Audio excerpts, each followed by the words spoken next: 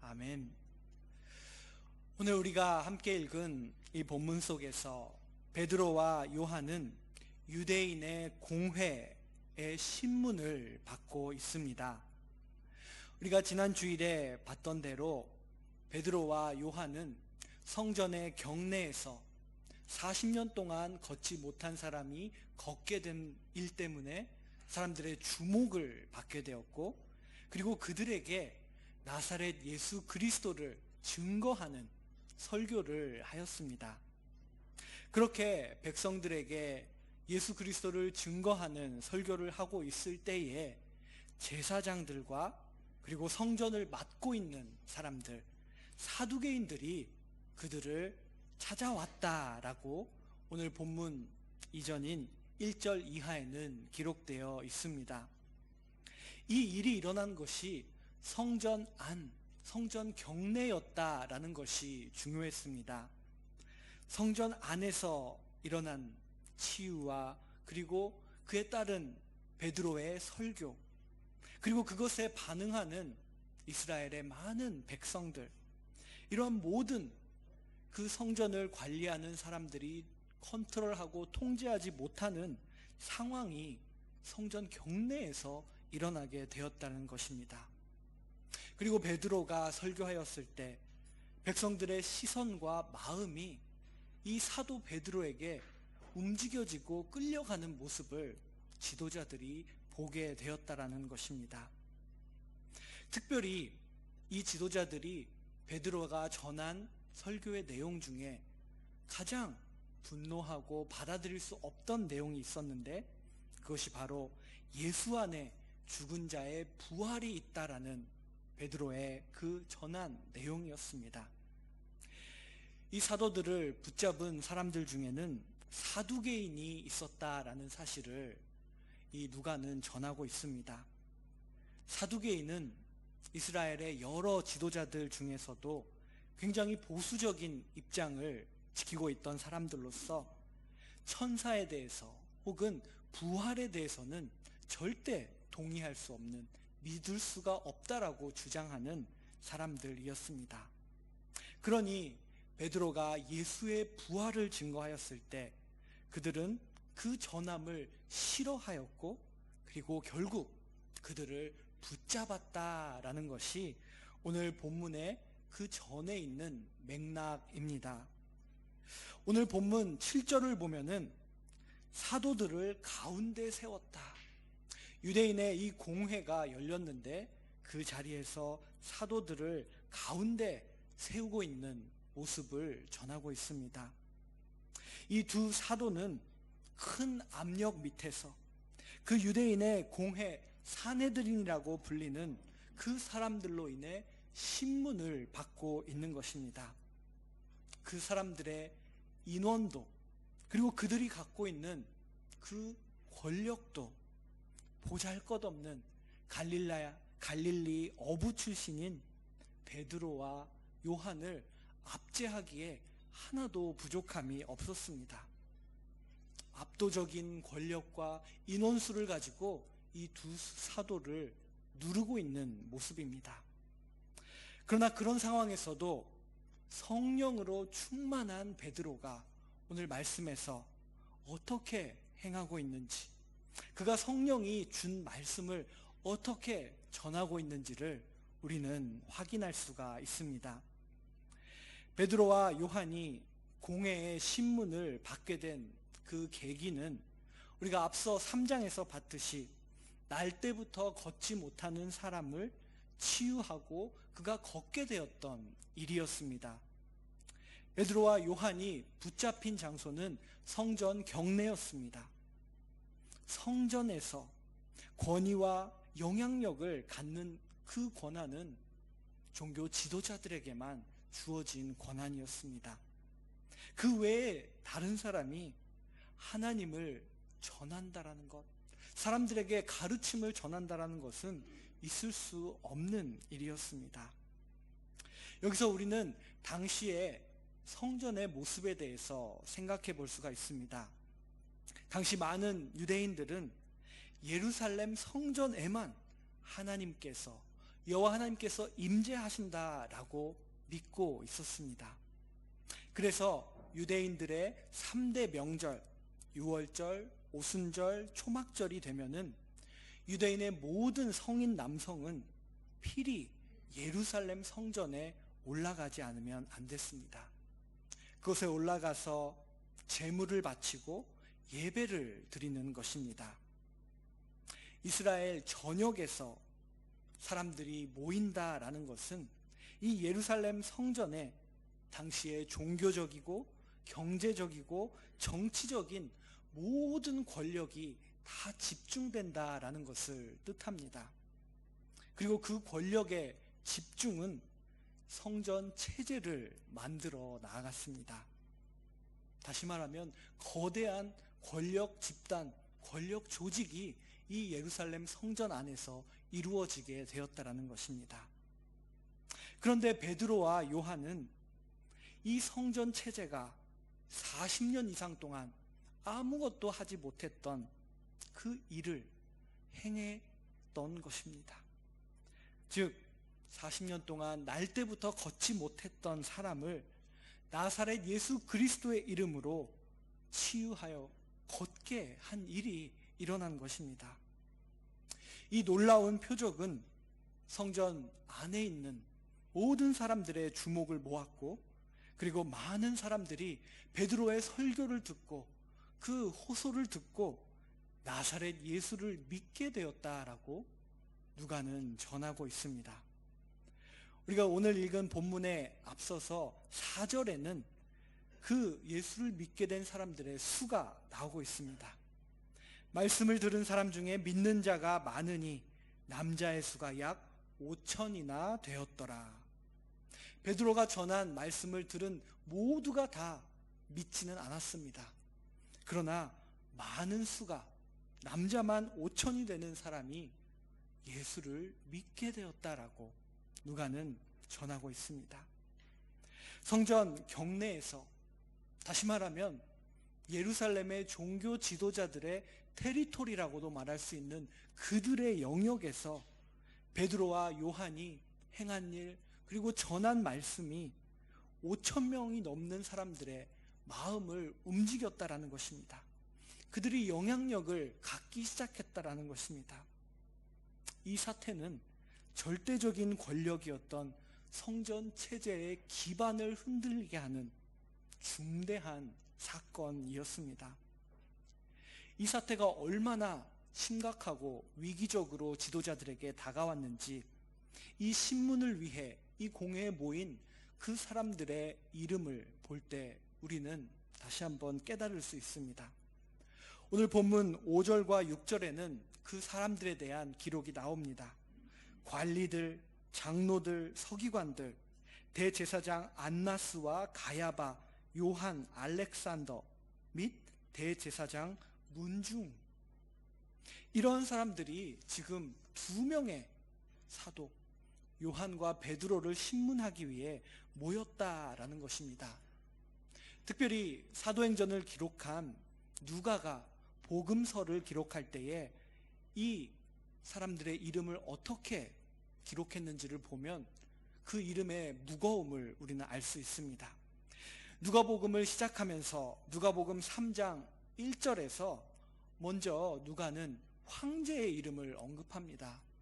로마의 황제의 이름을 말함으로써 그 시대가 어떤 시대이고 어떤 권력 아래에 있었던 시대인지를 말하는 것입니다. 그리고 본디오 빌라도가 총독으로 있었고, 그리고 헤롯이 분봉 왕이었다라는 것을 언급하면서 바로 이어지는 2절에서 그는 안나스와 가야바가 대제사장으로 있을 때라고 그 시대를 규정하는 당시의 유대인의 최고의 권력을 갖고 있었던 사람의 이름을 기록하고 있는 것입니다. 즉 오늘의 본문은 유대인들의 종교적이고 정치적인 권력을 대표하는 사람들이 다 집결했다라는 것을 전하고 있습니다. 이런 사람들이 모이지 않으면 안 될 정도로 예루살렘 성전에서 사도들의 영향력이, 그들이 말한, 그들이 행한 일들이 큰 힘을 발휘했다라는 것입니다. 지금 성전 체제는 위기 앞에 놓였다라는 것을 이 지도자들 자신이 느끼고 있습니다. 또 한 가지 오늘의 본문을 통해서 우리가 볼 수 있는 것은 저자 누가가 베드로와 요한의 모습을 통하여 예수님이 걸었던 길을 걷고 있는 그 모습을 보여주고 있다라는 것입니다. 누가복음은 예수님의 고난과 십자가를 전하는 누가복음 2장 66절에서 이렇게 전한 바 있습니다. 날이 새매 백성의 장로들 곧 대제사장들과 서기관들이 모여서 예수를 그 공회로 끌어들여. 예수님께서 공회에 붙잡히고 그곳으로 끌려가셨던 모습을 누가는 전했습니다. 그리고 오늘 이 사도행전 4장에서 예수님의 가르침을 듣고 그를 따르고 성령으로 새롭게 된 베드로와 요한이 예수님이 걸었던 동일한 그 길을 그 권력자들 앞에 서는 공회 앞에 지금 있다라는 것, 예수님의 발자취를 따라가는 사도들의 모습을 보여주고 있습니다. 이제 본격적으로 신문이 시작됩니다. 7절에서 사도들을 가운데 세우고 묻되 너희가 무슨 권세와 누구의 이름으로 이 일을 행하였느냐 라고 신문합니다. 이 유대인의 공회 산헤드린은 71명으로 구성이 되어 있습니다. 그 71이라는 숫자를 생각할 때 우리는 먼저 베드로와 요한 이 두 사람이 인원수에 압도당했을 것이라는 것을 상상해 볼 수 있습니다. 71명의 남자들이 여러분을 에워쌌다라고 생각해 보시면 그 위압감이 얼마나 컸을지 상상이 되실 것입니다. 그것뿐만이 아닙니다. 그 산헤드린을 구성하는 사람들은 성전 체제의 최상층에 있는 권력을 갖고 있는 사람들이었습니다. 그들은 자신의 권력이 얼마나 큰지 너무나 잘 알고 있습니다. 그 권력을 고지하면서 너희들은 무슨 권위로 또 누구의 이름으로 그런 일을 행하였느냐라고 신문하고 있는 것입니다. 유대인들의 최고의 권력은 우리들에게 있는데 우리들은 너희에게 우리의 이름을 준 적도 없고 우리의 권위를 준 적도 없는데 어떻게 이 성전 안에서 이런 일을 너희가 행할 수 있느냐라고 지금 묻고 있는 것입니다.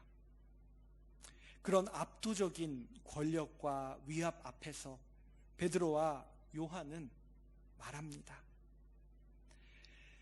성령으로 충만했기 때문에 그들을 누르려고 하는 그 모든 힘 앞에서 베드로는 성령이 하시게 하는 그 말씀을 전할 수가 있었습니다.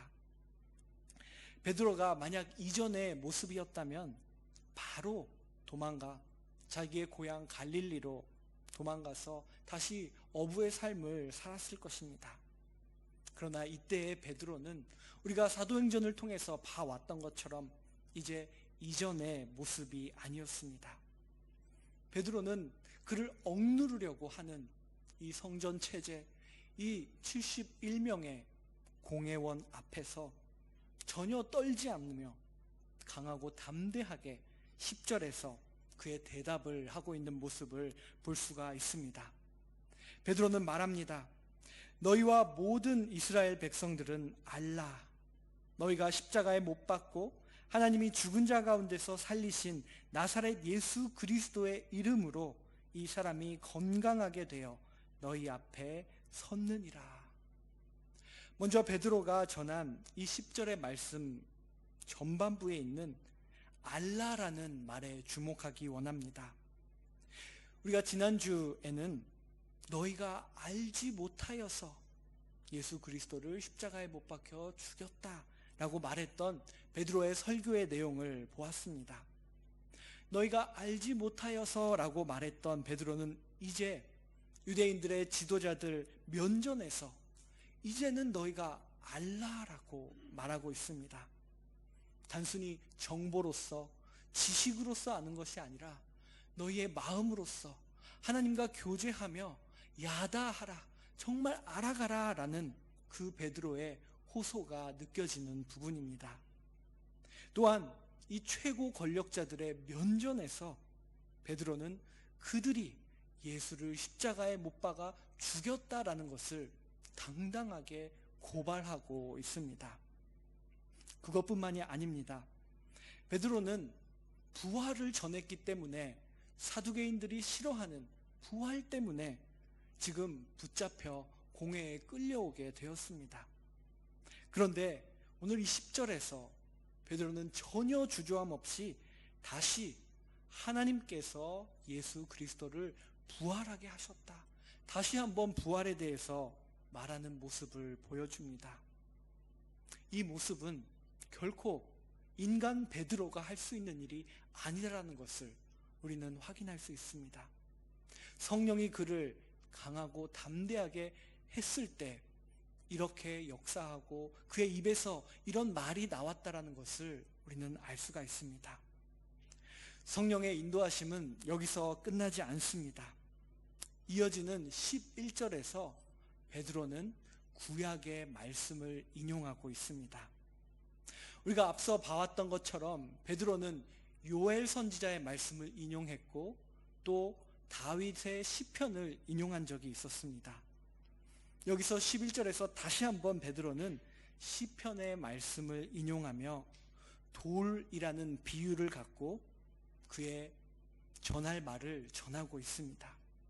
11절을 보면 이 예수는 너희 건축자들의 버린 돌로서 집 모퉁이의 머릿돌이 되었느니라 라고 말합니다.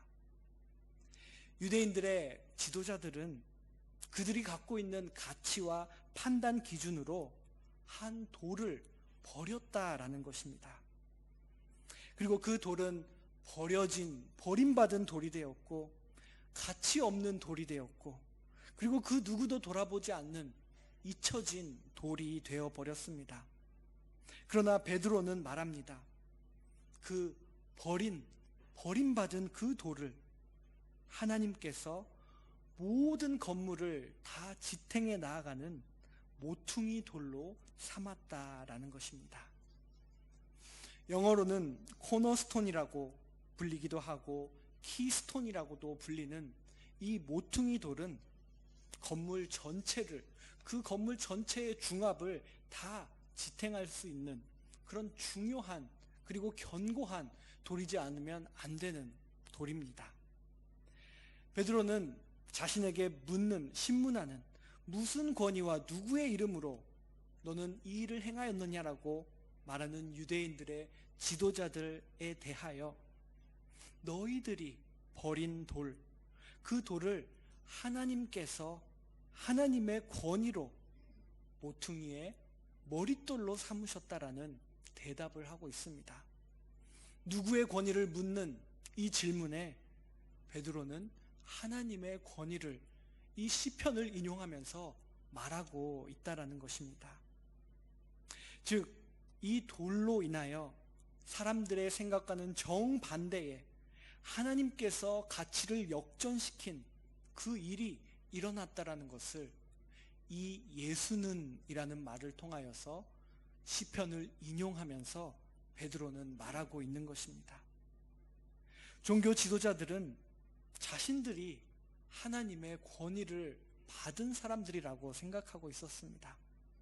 그런 자신들이 내리는 판단, 그런 자신들이 갖고 있는 가치가 하나님의 것과 같은 것이라고 생각하고 있었습니다. 그런데 베드로는 오늘 말씀에서 분명하게 그렇지 않다, no를 선언하고 있는 것입니다. 이 부분을 생각하면서 베드로가 11절에서 인용하고 있는 시편 118편 22절을 본다면 하나의 깨달음을 우리는 얻을 수 있게 됩니다. 시편 118편 22절은 오늘 본문 11절과 약간의 차이가 있습니다. 시편의 말씀은 건축자가 버린 돌이 집 모퉁이의 머릿돌이 되었나니 라고 심플하게 기록되어 있습니다. 그런데 베드로는 이 건축자 앞에 너희라는 단어를 붙이고 있다는 것입니다. 즉 너희라는 이 말은 시편에는 없는데 베드로가 지금 놓인 이 상황 속에서 성령의 인도하심 가운데 너희라는 말을 붙였다라는 것입니다. 시편에서는 누구인지 특정되지 않았던 이 건축자를 너희라고 베드로는 말하고 있습니다. 즉 유대인들의 종교 지도자들, 너희들이 건축자인 것처럼 스스로를 생각하고 있다라는 베드로의 강한 지적이 있다라는 것입니다. 베드로는 이 지도자들의 심한 오해를 지적합니다. 그들은 스스로가 집을 짓는 건축자다라고 오해하고 있다라는 것입니다. 자신들의 가치와 기준, 판단이 집을 지어나가게 될 것이다라는 그 오해를 하고 있었습니다. 그러나 베드로는 그들이 버린 돌을 여호와 하나님께서 머릿돌이 되게 하셨다. 즉 집을 짓는 참된 분은 너희들이 아니라 참된 건축자 하나님이심을 전하고 있다라는 것입니다. 시편의 말씀을 한 구절 더 보도록 하겠습니다. 시편 127편 1절의 말씀입니다. 여호와께서 집을 세우지 아니하시면 세우는 자의 수고가 헛되며. 집을 세우는 자, 돌을 골라서 돌을 놓는 자는 누구일까?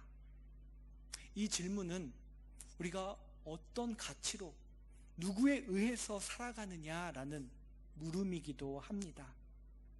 집을 짓는 분은 이 시편에서도 기록하고 있듯이 분명 우리가 아닙니다.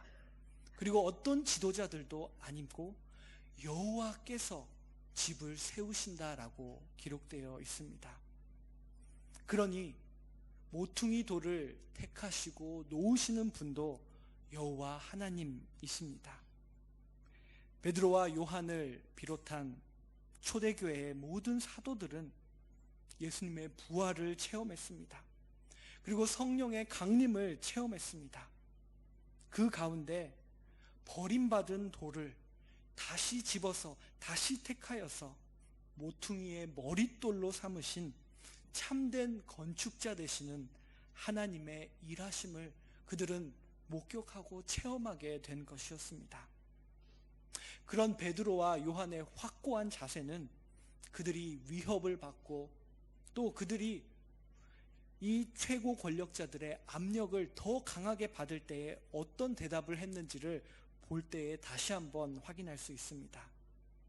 오늘 본문 이후에 이어지는 구절을 보면 공회는 베드로와 요한을 위협했고 경고하며 다시는 예수의 이름을 말하지 말라라고 그렇게 말했습니다.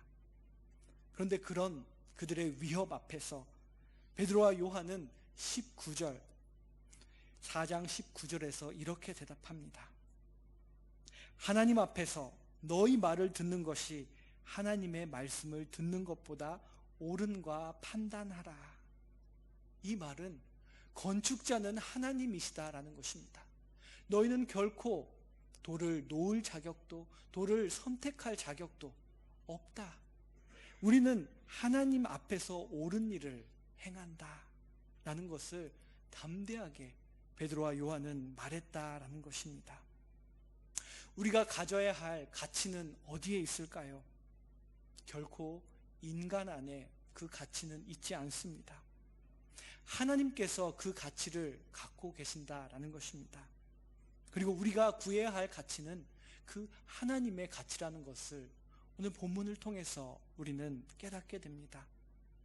만약 이 세상이 하나님의 가치를 무시하고 버린다 할지라도, 밟아버린다 할지라도 그 가치가 사라지는 것은 아닙니다. 하나님은 그 가치를 아는 자, 그 도를 볼 수 있는 자를 택하셔서 어느 시대 때나 다시 부르시고 하나님의 일을 행하신다라는 것이 성경이 우리들에게 전하고 있는 내용입니다. 베드로와 요한은 이스라엘이 나사렛 예수라는 이 돌을 어떻게 버렸는지에 대해서 알고 있습니다. 그 이스라엘이라는 이름 속에는 베드로 자신도 포함되어 있었습니다. 그도 이전에 예수라는 돌을 버려버린 사람 중에 한 사람이었습니다. 그러나 동시에 베드로는 그렇게 인간의 손에 버려진 돌을 하나님께서 어떻게 머릿돌로 삼으셨는지 목격하고 체험하고 있는 사람 중에 한 사람이었습니다.